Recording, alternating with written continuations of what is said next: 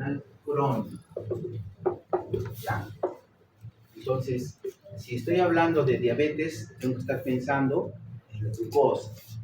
Y si estoy hablando que es un paciente descompensado, probablemente esa glucosa esté por encima de los 180 o 100. ¿Sí?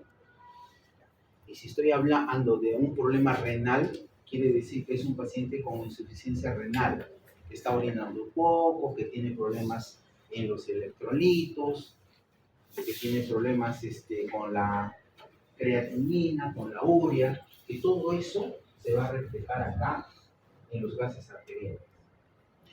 Entonces tenemos valores ahí. A ver, el primer valor, 7.28. Empezamos con voluntarios y si no forzamos un voluntario. ¿Quién quiere participar? ¿Qué opinaría? A ver, Ricardo, ¿qué opinas de este pH? Una acidemia. ¿Ya? Porque todavía acidosis, utilizamos el término cuando en todo el contexto ya estamos diciendo que ese paciente está entrando en acidosis. Cuando solamente es un parámetro que nos da por el valor que se encuentra en sangre, es acidemia. Muy bien. El segundo valor. ¿Y la acidemia por qué se produciría? A ver, Ricardo. Acidemia debido a... En este caso.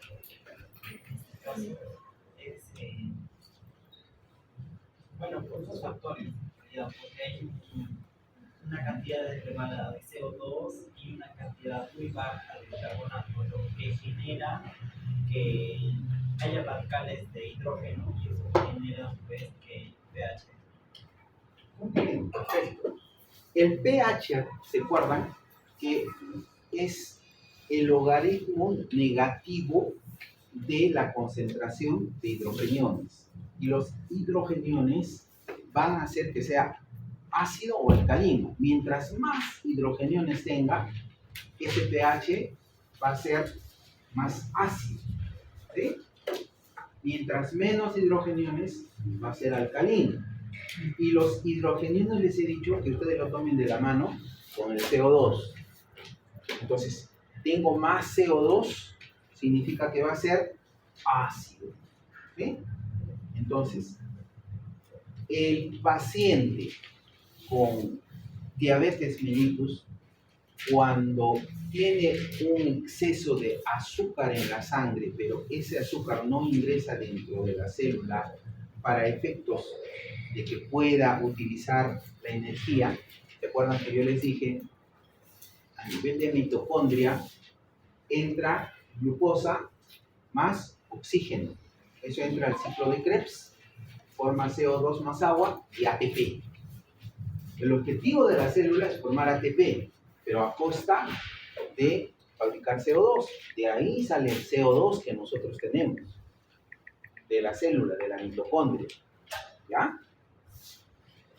Pero, como no está entrando la glucosa dentro de la célula, el organismo tiene que buscar otro mecanismo.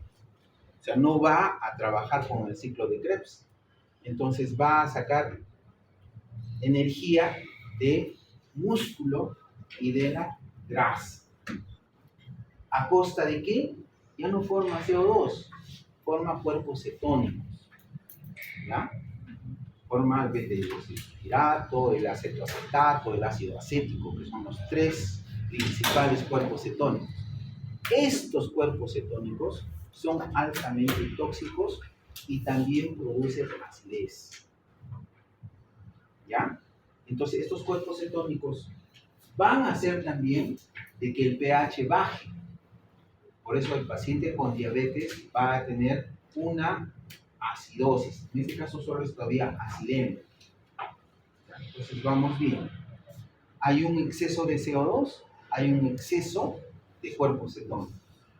El segundo valor, a ver, ¿quién quiere participar? Otro compañero o compañera. ¿Quién? Si no voy a tener que decir, ¿eh? No se chupen, si se equivocan, se equivocan. A ver, ya acá te está invitando a que tú participes. Al siguiente, el más difícil le vas a preguntar. A ver, ¿qué nos puedes decir? del PCO2, de la presión parcial de CO2.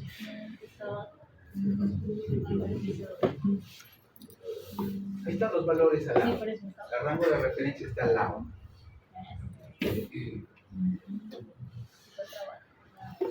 Está bajo. ¿Por qué estaría bajo? Ya. ¿Y por qué estaría bajo? Por lo mismo que hemos dicho en la primera parte, ¿cierto? Que los iones hidrógenos y el CO2 van a estar elevados y van a formar la sirena. Y el tercer valor, el bicarbonato, ¿por qué estaría bicarbonato?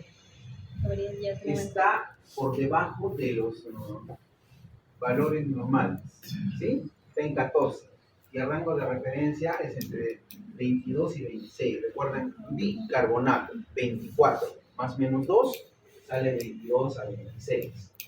Y entonces, ¿por qué el bicarbonato estaría bajo en ese paciente? ¿Por qué estaría bajo? A ver. ¿Alguien?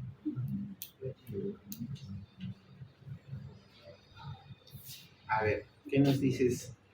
¿Qué opinas en relación al bicarbonato? Bueno, está bajo, 14 equivalentes ¿Por qué crees? por el pH, pues obviamente por la acidosis.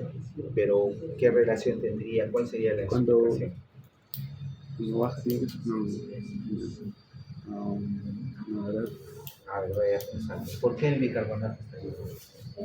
Lo mismo que mencionó, como hay bastantes italianas, el bicarbonato porque el bicarbonato es bajo. Muy Entonces se va a bien, gastar y por muy eso se bien. Recuerda que la compensación se da exactamente en lo opuesto. Entonces, si yo tengo una acidosis, ¿qué va a hacer el organismo? Va a poner mi sistema buffer tampón. ¿Se acuerdan? Y ese buffer tampón es el bicarbonato. Y entonces, ¿quién va a fabricar ese bicarbonato? ¿Quién lo va a retener? Hay dos sistemas que van a regular el pH. Uno es el respiratorio y el otro es el renal, ¿sí? El metabólico. Entonces, el respiratorio con el pulmón y el metabólico con el riñón. El respiratorio ya estamos viendo con el CO2 y el bicarbonato lo vamos a ver con el riñón. Recuerden que yo les dije, paciente diabético con enfermedad renal crónica. Entonces, ¿qué significa? Que ese riñón está malito. Uno, el organismo intenta compensar esa acidosis con bicarbonato. Por lo tanto, está gastando bicarbonato y va a estar bajo. Y lo segundo es que el riñón no va a poder retener y fabricar nuevo bicarbonato. ¿De dónde saca el bicarbonato el riñón? Ya les he dicho que tenía en las casas. Recuerda. Hagan trabajar a su cociente intelectual más de 120. Porque ustedes han ingresado a medicina. El ácido carbónico. El ácido carbónico H2CO3 se va hacia un lado y forma ¿qué cosa? Iones hidrógeno más bicarbonato. ¿Sí? ¿Por qué? Porque si tiene CO2 más agua, recuerden, cuando yo les dije, el CO2 cuando se mete a la sangre, agua, me va a formar ácido carbónico. ¿Y cómo es que el riñón va a fabricar bicarbonato? Ese CO2 más ese agua lo incorpora y después lo desglosa. Y entonces fabrica bicarbonato y iones hidrógeno. Esa es la forma. Entonces, ese bicarbonato va a estar bajo, bastante bajito, por dos razones. Uno, que está compensando la acidosis que tiene el paciente por la diabetes. Y además, como tiene un problema renal, el riñón no está trabajando bien, no tiene la cantidad de nefronas adecuadas para poder retener y fabricar bicarbonato. Entonces, en el paciente va a estar con bicarbonato bajo.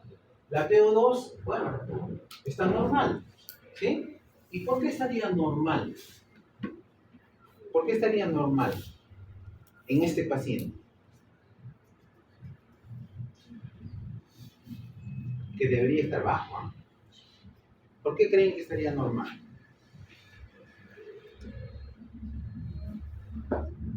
¿Cómo viene el paciente? Ya les he dicho varias veces. O sea, me trato de poner un solo ejemplo con ustedes y en otras clases les pongo otro ejemplo y le doy hasta que lo entiendan. Una vez que entienden un parámetro, un molde, los demás también ya los entienden. Pero si me pongo a aplicar todas las patologías, los voy a marear. Y al final, esto es complicado. No es complicado, es cuestión de entender y tener un esquema. Es como cuando ustedes aprenden a manejar moto, carro, ¿no? Manejan en un carro y saben en qué momento frenar, cómo hacer los cambios, todo eso. Una vez que lo dominan, ya pueden manejar otro carro que le falle de repente no frena adecuadamente, que de repente hay que bombear más, que de repente, no sé, tiene una serie de pequeñas fallas que son diferentes, pero igual lo manejan. Pues por eso es que yo siempre intento explotar una patología hasta que lo entiendan. Una vez que lo entienden, ya por analogía van a deducir otras cosas. Entonces, les decía, ¿por qué creen que la presión parcial de oxígeno estaría normal en este paciente? Cuando viene un paciente por emergencia con cetoacidosis diabética, que es una complicación de la diabetes, viene con una respiración sui generis. ¿Cuál es esa respiración? ¿Se acuerdan? ¿Cómo se llama? La de Kussmaul. Y esa respiración es que está jadeando. ¿Para qué hace eso el organismo? Para botar el CO2, para compensar la acidosis. Entonces está entrando oxígeno. Y si ese paciente está en ese estado, está consciente, está entrando oxígeno y está permitiendo que la presión parcial de oxígeno esté dentro de parámetros. ¿Ya? O sea, cada cosa tiene su explicación. Por eso es que a los clínicos y los que van a ser clínicos nos dicen los filósofos, porque tenemos que estar hilvanando y tratando de justificar las cosas, ¿no? O deduciendo por qué sí y por qué no. A diferencia del cirujano a todos los quirúrgicos, ellos no piensan, solamente actúan. Agarran, cortan, cosen y se acabó. ¿Sí? O sea, no tienen el esfuerzo de hacer la lógica del porqué del porqué. Entonces, para mí, personalmente, y no es que justifique mi especialidad, la parte clínica, llámese cualquiera, te desarrolla como médico. O sea, te obliga a ser más intuitivo, a conocer más cosas, a poder integrar cosas. El cirujano es como el que maneja carro, ¿no? Lo hace mecánicamente. Hay cirujanos que operan hasta borrachos. Y eso es cierto. Y lo hacen muy bien, porque ya tienen experiencia. Ustedes manejan carro y a veces toman su tranca y igual manejan.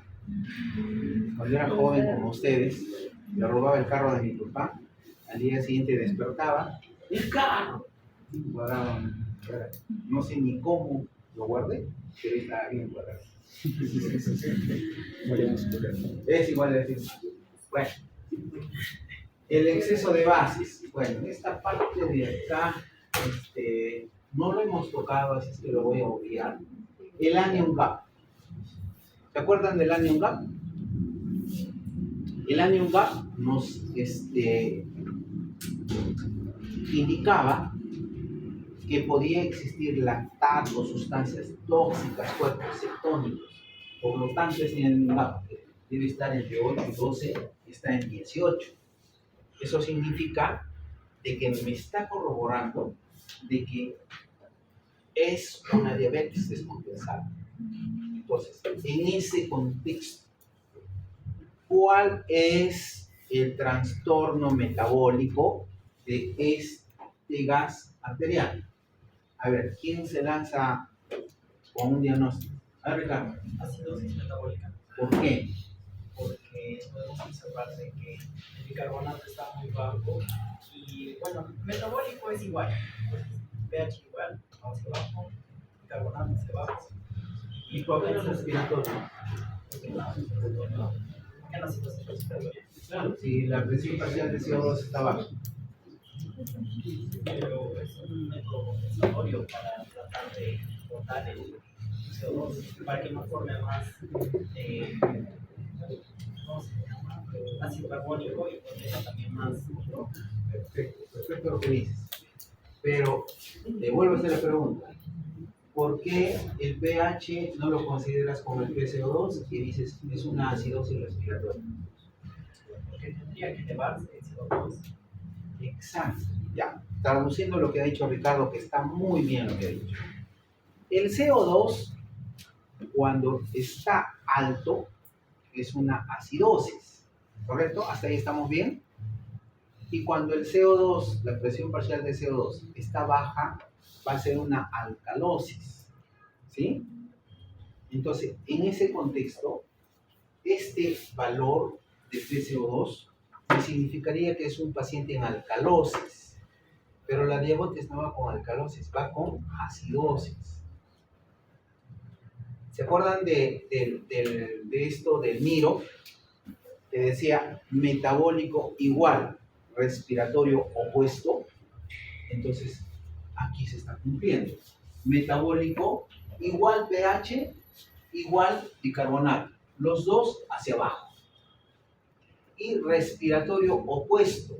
Entonces, si yo agarro pH y digo pH hacia abajo, está 7.28. Y PCO2 también hacia abajo, ya no cuadra. Porque el respiratorio era opuesto. O sea, significa que si el pH está bajando, la presión parcial de CO2 debería estar subiendo. Y en este caso los dos están bajando. Entonces no entra dentro de este Miro. ¿Sí? ¿Estamos o se han perdido? Estamos, ¿no es cierto? Entonces, es una acidosis metabólica. No puede ser una acidosis respiratoria. ¿Por qué? Por el Miro, no. Y por lo segundo, por lo que dice Ricardo. Porque la cantidad de la presión parcial de CO2 es igual que el hidrógeno. Ya, cuando es menor, se va hacia el lado alcalino. Y en este caso, es una acidosis. Entonces, el trastorno primario es acidosis metabólica. ¿Y cómo va a compensar? Con la presión parcial de CO2. ¿Y cómo sé si está compensado o no está compensado? ¿Cómo sé si esta presión parcial de CO2 es la presión esperada para este paciente? ¿Cómo sé? Con la fórmula. ¿Cómo se llama la fórmula? ¿De qué?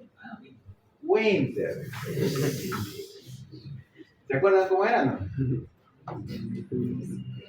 ¿Cómo era? La PCO2 es igual a 1.5 por el bicarbonato más 8 más menos 2. Esto tiene que ser de memoria cuando ya sea médico, porque ese rato no va a estar. Ya el paciente se le está muriendo y se está buscando la fórmula. ¿Ya? Entonces, con esa fórmula van a determinar, que no lo he calculado, si este PCO2 está dentro de ese más menos 2 o está por encima o está por debajo. ¿Ya? Entonces con eso voy a decir, está compensado o tiene un trastorno asociado. ¿Ya? Hasta ahí no les voy a pedir porque eso ya es para médicos. Hasta donde quiero que me hagan es hasta el trastorno primario. ¿Qué quiere decir? ¿Qué es lo que tiene? Es una acidosis metabólica. Es una acidosis metabólica con un anion gap alto. ¿Y por qué es importante esto? ¿Y por qué les pongo esto? Y acá me falta el potasio. Yo pensé que le había puesto el potasio, no sé si lo veamos más abajo. El anion gap me va a dar a entender que ahí hay sustancias tóxicas, hay cuerpos cetónicos. Entonces el anion gap me hace diferencia con otro tipo de acidosis metabólicas. Si yo encuentro un agar como este, casi, les puedo decir que este paciente es un paciente diabético que está descompensado, sin necesidad de verlo al paciente, que no es lo ideal y que no debe ser así. Pero me puedo atrever a lanzarme y decir, es un paciente diabético descompensado. Porque este anion gap me está dando la garantía que es una acidosis metabólica por diabetes, por los cuerpos cetónicos, por la glucosa. La glucosa y los cuerpos cetónicos me van a elevar el anion gap. Cuando el anion gap es normal o está bajo, son otras patologías. Una gastroenteritis, una diarrea, que me va a producir una acidosis, pero no con anion gap alto. ¿Ya? Ahora, aquí, como les decía, no sé si más abajo o más arriba tengo el potasio. El potasio va a estar alto. ¿Por qué estaría el potasio alto?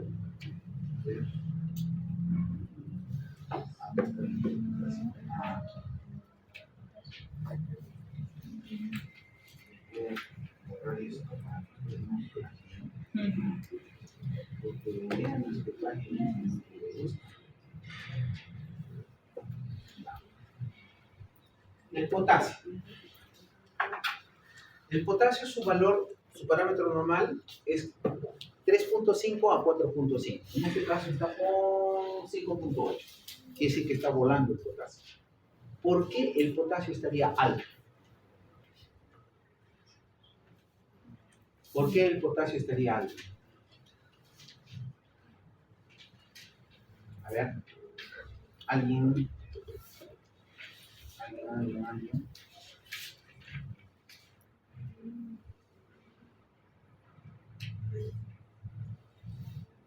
Uno es porque les dije, claro, que como no han asistido ayer a mi clase que me he esforzado toda la noche en hacer mis diapositivas, entonces no saben. ¿No sabían? No está vaciando, ¿no? Sí, grabación. Que no se haya motivo. Es diferencia. Por redes sociales. ¿No hubo grabación? La nefrona, el riñón, la unidad estructural funcional es la nefrona. La nefrona va a incluir el glomérulo, la cápsula de Bowman y todo el sistema para la absorción, excreción y eliminación de lo que ingresa en la sangre y termina en orina. Entonces va a tener ahí nefrona, cápsula de Bowman, túbulo contorneado proximal, asa de Henle, porción descendente, asa de Henle, porción ascendente, con túbulo contorneado distal y el túbulo colector. Entonces, ¿dónde se reabsorbe el potasio? El 65% en el túbulo contorneado proximal y finalmente en el túbulo colector el 25%. ¿Ya? Entonces, estamos hablando de un paciente con un problema renal que no tiene sus nefronas completas, funcionales, puede tenerlas, pero de repente están malogradas, o de repente no las tiene porque tiene un problema traumático, un accidente, etcétera, cosas que no funcionan. Entonces, la reabsorción de potasio no se va a ver y va a eliminar el potasio. ¿Ya? Entonces, eso me va a causar que el potasio esté elevado, en este caso. Recuerden de que no se va a reabsorber a la sangre, ¿cierto? Estamos hablando de reabsorción. En el túbulo contorneado proximal se reabsorbe el potasio a la sangre en esa cantidad, ya 65%. Y aunque no es parte, pero sí ya les voy a decir, cuando ustedes tengan un paciente diabético y cuando estén haciendo los segundos, nunca pongan insulina si es que no saben potasio. ¿Ya? Y el potasio, como les dije, está entre 3.5 y 4.5. Lo que tenemos que esperar es un mínimo de 4.2 para iniciar tratamiento con insulina. Si ustedes le ponen insulina, lo van a matar. Si es que el potasio está bajo, 3,5, 3. ¿Ya? ¿Por qué? La insulina hace que se movilice el potasio. Cuando tengo exceso de potasio, le ponemos un compuesto que le decimos solución polarizante, que incluye insulina y dextrosa, glucosa. Y entonces, ese potasio que está afuera, en el intravascular, lo va a meter dentro de la célula para evitar que el paciente se infarte. Este paciente con 5,8, en el EKG, ¿cómo se va a ver? ¿Cómo se va a ver? Ahorita vamos a entrar al electrocardiograma. Y sí lo comentamos. ¿Qué hace el potasio en el electrocardiograma?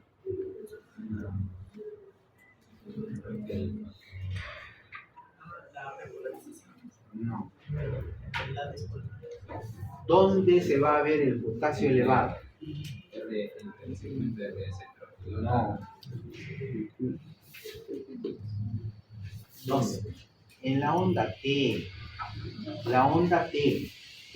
QRS, segmento ST, la onda T, que es la repolarización del complejo QRS, se va a hacer picuda. Entonces, si yo veo un electrocardiograma con una T picuda, quiere decir que hay hiperpotasemia, hipercalemia. ¿Ya? Y mientras más alta es porque hay mayor valor de potasio. Y ese paciente se va a morir de un infarto. Entonces, ¿qué hago? Le pongo gluconato de calcio y también además le pongo nebulización, por ejemplo, con salbutamol, fenoterol. También le pongo diuréticos para botar ese potasio. Eso ya es tratamiento, solamente para que sepan que existe ese tipo de tratamiento. ¿Ya? Entonces, el cloro, bueno, está entre valores normales, el AMIGAP ya lo... ¿Ya? ¿Sí? ¿Se ha entendido? Ya. De todo esto que hemos hecho en la clase, el otro grupo ha hecho 10%. Ustedes se quedaron en cuenta. Cuando ustedes vean un AGA, están en la facultad de poder discutirles y decir esto es por esto, por esto, por esto y por esto. ¿Cuál es el trastorno primario? Porque se produce que esté el valor mayor o esté menor, qué significa, y pueden deducir problemas respiratorios, metabólicos. Esta es una plantilla. Y si ustedes lo entienden y lo manejan, pueden deducir todo lo demás. El por qué, porque estoy utilizando el miro. El por qué, porque estoy viendo de que existe en el paciente pues, demasiados cuerpos extraños, como lactato, por ejemplo, ¿no? Entonces, cuando yo tengo un paciente diabético y tengo un AMIGAP elevado, no le puedo poner cloruro de sodio. El cloruro de sodio nosotros lo manejamos ¿para qué? ¿Para qué? Para levantar la volemia y también para diluir muchas cosas dentro del organismo. Pero el hecho que el cloruro de sodio tenga cloro casi a niveles osmolares va a elevar la acidemia. Entonces, un paciente con estos valores, yo le pongo cloruro de sodio 3 litros, lo voy a complicar, pues no lo voy a matar. Entonces le pongo lactato de reina. Entonces ya estoy diciendo que la cosa cada vez se complica un poquito más y avanza más, pero entendiendo el por qué. Pues a veces me vienen pacientes de cirugía con cloruro de sodio que se están complicando. Le digo, retírale el cloruro, estás empeorando su acidosis, ponle lactato. ¿Ya? A veces el potasio está muy bajito y le están dando furosemida, porque el paciente, como es un paciente renal en este caso, está hinchado y le están dando furosemida y el potasio de repente está en 3 y lo que voy a hacer es bajar más el potasio. ¿Esto por qué les comento? Porque si ustedes integran todo esto y lo entienden, van a poder manejar al paciente. No es cuestión de decir acidosis metabólica, alcalosis respiratoria y nada más, sino entender el porqué. Cuando lo entiendan el porqué, van a poder deducir todo y van a poder manejar al paciente. ¿Ya? Muy bien, seguimos. ¿Cómo vamos aquí? 20. ¿Hasta qué hora tenemos? 16. 49. Casi las 7 ya. Yo creo que entramos al EKG, ¿ya? Porque tengo todavía varias diapos de lo que es gases. He demorado acá para que ustedes recuerden todo lo que hemos hecho y vuelvan a razonar. ¿Ya? Entonces vamos a entrar al EKG. ¿Perdón? Sí, Lo voy a modificar. No importa. pero no puede pasar. Va a ser algo parecido de repente, no lo sé. Para practicar. Sí, para pasar. No puede pasar. Pero va a ser alrededor de eso. Ah. No le tanto. A ver, ¿cuál voy a escoger? No sé. A ver, es.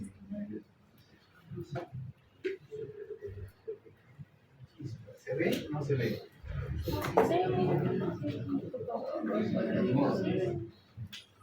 A ver, ¿quién se lanza a intentar leer este electrocardiograma? Está vivo, está vivo. Podrían.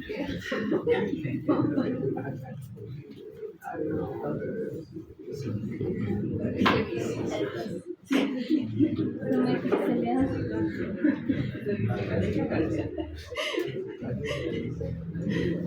¿Cómo viene? Sigo estudiando. ¿Cómo? Sigo estudiando ratito. Está haciendo su guía. Ah, ya.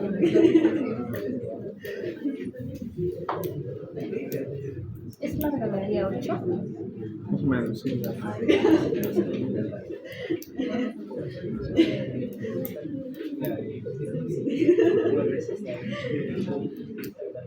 A ver, con lo que más o menos se ve. Ahora, ojo que los electros, como lo ven en el libro, es teórico, ¿ah? O sea, lo van a ver así bonito, pero cuando ustedes le saquen el electrocardiograma al paciente, el paciente se mueve, viene con artefactos, viene ahí que no sé qué cosa es esto, ¿no? O sea, ahí tiene que jugar bastante su imaginación, pero sobre el sustento teórico, sobre lo que ustedes ya saben cómo debería ser, ¿no? Entonces, la onda P les va a salir así de repente, esto eso no es. A ver, empiezo a revisar todo, veo el contexto del paciente y entonces digo, sí, es una onda P, digamos, ¿no? Entonces, haciendo un esfuerzo, a ver, ¿quién se lanza en dar, cómo leo este electrocardiograma? A ver, primero, ¿qué hago? Calibración. ¿Está calibrado o no está calibrado? No, creo que no. ¿Cuántos cuadraditos tiene hacia arriba? 5. Ya no cuadraditos. ¿Cuántos cuadrados? ¿Cuántos cuadrados grandes? ¿Qué sí? ¿Cuántos? ¿Cuántos? Cuadrados grandes. 2. Recuerden que cada cuadrado chiquito es un milivoltio. 5 cuadrados cuadraditos, que es un cuadrado grande, son 5 milivoltios, 0.5, ¿sí? 0.1, 0.5. Entonces, 2 cuadrados es un milivoltio, ¿sí? Entonces, para ese lado sí está bien. Y de ancho, ¿cuántos cuadraditos debería de tener? ¿Cuántos debería de tener? ¿Cuántos? No, cada cuadrado chiquito en tiempo es 0.04. ¿Sí? Entonces, ¿cuántos debería tener? 5. 5 cuadrados chiquitos. Algunos lo calibran con 4, que sí está aceptable. ¿Ya? Entonces, el primer paso es determinar si este electrocardiograma está calibrado o no. ¿Por qué? Porque si no está calibrado, las distancias van a ser mayores o van a ser menores, dependiendo. Los complejos van a ser más altos o van a ser más bajos. ¿Se acuerdan que yo No, es solamente un grupo que hicimos la vez anterior, hemos tenido la clase. En uno de los grupos les puse un electrocardiograma de una, del índice de Sokolov, que era para la hipertrofia del ventrículo. ¿Sí? Pero y para determinar ese signo, yo tengo que medir cuánto de altura tiene el complejo R en B1 y en B5. Si los dos sumados me suman más de 35, quiere decir que sí hay hipertrofia de ventrículo. Entonces, ¿qué tan importante es que esté calibrado? Porque si no está calibrado con este estándar, va a salir porque otros valores. ¿Ya? Voy a dar diagnósticos que no corresponden. Pues primero la calibración. Segundo paso. ¿Cuál es el segundo paso? Ya. Entonces, ¿eso qué cosa es? ¿Qué es? Segundo paso, ¿cuál era? Ver si los cables están colocados adecuadamente. Y para eso, ¿qué parámetro utilizo? ABR en derivada 1, lo que ha dicho Ricardo, en derivada 1 y en ABR la onda T, ¿cómo debe estar? Negativo, hacia abajo. Y en D1, positivo. ¿Sí? No solamente la onda P, sino que el complejo QRS, o sea, la onda R, la onda T, también en D1 y en D2 deben estar positivos. Y en ABR, la onda T debe estar negativo. Y también los complejos, el complejo a través de la onda R. ¿Sí? Ese es el segundo paso. ¿Sí? Entonces, aquí, ABR, ¿cómo está la onda P? Está negativa. ¿Cuántas derivadas tiene un electrocardiograma estándar? 12 derivadas. ¿Cuántas precordiales tiene? 6. ¿Cuántas bipolares tiene? 3. ¿Y cuántos monopolares tiene? 3, ¿cierto? ABR, ABL y ABL. Derivada 1, derivada 2, derivada 3. ¿Sí? Muy bien. Entonces, segundo paso. Tercer paso. ¿Cuál es el tercer paso? Bueno, esos son pre. En realidad, el primer paso va desde el ritmo. ¿Qué ritmo sería? O qué característica ustedes deben tener en cuenta para el ritmo.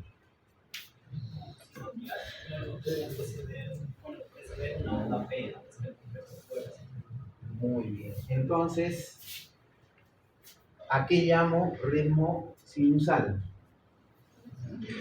¿A qué llamo ritmo sinusal? Cuando va a existir ondas P antes de los complejos QRS. ¿Ya? Lo que ha dicho Ricardo lo entiendo de otra manera, pero es exactamente lo mismo. O sea, ritmo sinusal significa que en todas las derivadas voy a encontrar ondas P antes del complejo QRS. Eso me significa de que el centro de donde está partiendo el impulso eléctrico es del nodo sinoauricular, perdón, del nodo, digo bien, sinoauricular. Este nodo sinoauricular empieza en forma automática a generar el impulso eléctrico para el movimiento de aurículas. Entonces, como se mueve la aurícula, eso se traduce en onda P, independientemente que sea negativa o positiva. El hecho es que haya onda P. ¿Ya? Si no hay onda P, ¿qué cosa sería? Porque de repente les va a caer un electrocardiograma así. ¿Qué significa que no exista en el electrocardiograma o que no lo vean? Una onda P. ¿Qué? Muy bien, muy bien. Entonces, ¿qué diagnóstico le podrías dar a ese paciente? O sea, no está saliendo del nodo sinoauricular, está saliendo de algún otro sitio de un foco ectópico que está mandando el impulso eléctrico. Entonces, ¿qué tendría el paciente? Insuficiencia. Ustedes ven el electro, una línea, complejo QR, se puso lo normal. ¿Qué significaría eso? Eso, ¿quién ha hecho fibrilación? Muy bien, muy bien. ¿Por qué? Porque la onda P es que la aurícula está haciendo su sístole. Pero si no llega el estímulo a la aurícula se quedó así. Y el estímulo está llegando a otro sitio, al nodo sino a aurículo-ventricular o a las de Purkinje, que está contrayendo los ventrículos, pero a la aurícula no, porque se pasó ese espacio. Entonces esa aurícula va a estar así, fibrilando, esperando el estímulo eléctrico. Entonces, en el EKG vamos a encontrar una línea, va a haber onda P, va a haber una línea, complejo QRS y todo lo demás. Si es que solo tiene fibrilación auricular. Entonces, el hecho que no encuentren ondas P en el electrocardiograma es una fibrilación auricular. ¿Y qué pasa si a esta fibrilación auricular yo le encuentro que el paciente está taquicárdico? ¿Cómo encontraría los complejos? ¿Cómo yo determino la frecuencia cardíaca en el electrocardiograma? En 6 segundos cuentas la cantidad de latidos y Es cuando es irregular, ¿cierto? ¿Y cuando es regular? Cuando es regular, ¿cómo hace? Muy bien, la regla de los 300. Ustedes agarran 300 y dividen entre el número de cuadrados en donde vuelve a caer el complejo, perdón, la onda R. ¿No es cierto? La onda R es la del complejo QRS. Tenemos Q, R y S. Entre este R y este R van a haber cuadrados grandes. Si tengo 4 cuadrados grandes, significa que este 300 dividido entre 1, si es que está el otro R acá, va a ser que tiene 300 latidos por minuto. Si cae en el segundo cuadrado, 300 entre 2 va a ser 150. Si cae en el tercero, 300 entre 3 va a ser 100. Si cae en el cuarto, 300 entre 4, 75. 60 y 50. 50 y 40. ¿Ya? Eso es por la división entre los números, entre los cuadrados grandes. Entonces, si yo tengo un electrocardiograma y no hay ondas P y los complejos son chiquitos, perdón, los intervalos, el intervalo RR es corto, es taquicardia. Entonces, es un paciente con fibrilación auricular con una taquicardia supraventricular. ¿Por qué supraventricular? Porque está afectando solo al ventrículo. ¿Y por qué solo al ventrículo? Porque los complejos QRS determinan contracción ventricular. ¿Ya? O sea, esos términos así medio largos, medios complejos, parece difícil, pero no es difícil. Si tú entiendes cómo es que interpretas ese electrocardiograma, para qué son esas ondas, esos segmentos y todo eso, deduces el diagnóstico electrocardiográfico, que debería corresponder con el diagnóstico clínico. A veces, en algunos casos, no corresponde a variantes, ¿no? Pero debería corresponder. ¿Y qué pasa si en el electrocardiograma, en el segmento ST, que es isoeléctrico quiere decir que tiene la base de una línea, ¿no es cierto? Y a partir de ahí decimos es positivo o es negativo. ¿Y qué pasa si en ese segmento ST, o sea, el complejo QRS, después se va a la onda T, en ese espacio es el segmento ST? ¿Se ubica? Sí, ¿no es cierto? ¿Qué pasa si ese segmento ST se va hacia arriba o se va hacia abajo? ¿Qué cosa era eso? Si les dije. ¿Qué significaba eso? ¿Qué era eso? Y les dije que era una patología bastante común. Es el síndrome de Wolff. No, el Wolff Parkinson es un bloqueo. El Wolff Parkinson es un bloqueo de segundo grado. ¿Qué cosa era? Así que cuando el paciente viene con dolor torácico y ese dolor se irradia hacia el miembro superior izquierdo, hacia la nuca, ¿qué cosa creen que es eso? Un infarto. Un infarto. ¿Ya? Es un infarto agudo. Cuando hay infartos con elevación del segmento ST y hay infartos que son anginas, son alteraciones porque se ha tapado la coronaria que van hacia abajo. Ambos son patológicos, ambos se determinan, o sea, se presentan por el tiempo de la evolución. Cuando no existen esos segmentos y el paciente está con ese dolor, yo me voy a ver la onda Q. La onda Q me significa que tuvo un infarto y de repente está repitiendo otra vez. La onda Q es chiquitita, pero si avanza más de 1 milímetro, ya es patológica. ¿Ya? Entonces, la presencia de onda Q me está indicando infarto antiguo y la presencia del segmento ST, ya sea en supra o en infra, es un infarto agudo. Y eso, bueno, lo corroboro pues con troponinas. Troponinas son exámenes de sangre que me van a decir si está reforzando el diagnóstico o no. Y también la clínica, ¿no es cierto? Muy bien. Está detonado. ¿Qué más? A ver, preguntas del electrocardiograma, porque no sé qué cosa no les queda claro. Preguntas. De todo esto que estamos hablando va a ser el examen, ¿no?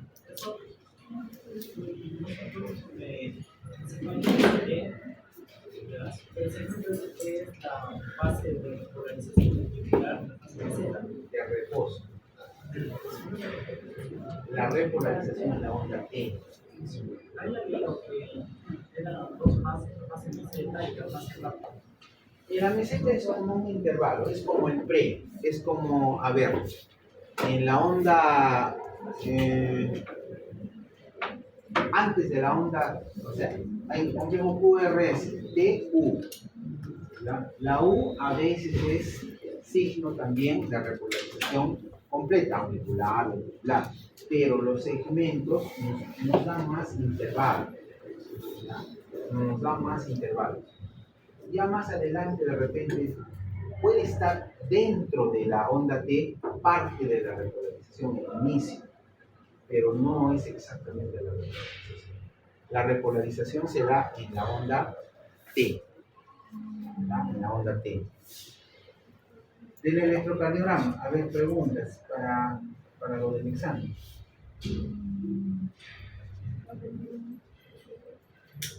Está claro. Van a sacar 20, ¿ah? Es que no le saquen 20. Casi va a venir una carita De dos. Va a venir uno. O va a venir dos de repente. Ya jóvenes, listen sus cosas porque es hora. Ya van llegando. Sí,